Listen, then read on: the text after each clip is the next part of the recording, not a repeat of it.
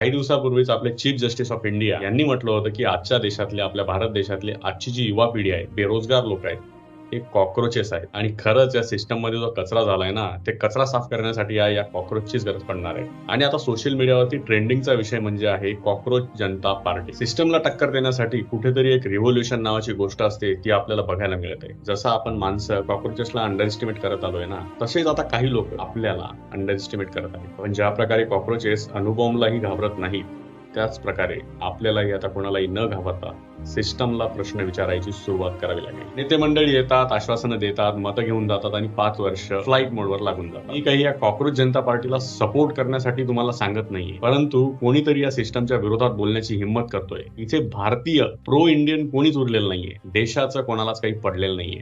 सगळ्यांना आपापल्या लाडक्या नेत्यांना डिफेंड करते. ही जी कॉकरोच जनता पार्टी आहे, ही खरंच काहीतरी रिव्होल्युशन करू शकेल का? तुमचं मत कमेंट्समध्ये नक्की सांगा.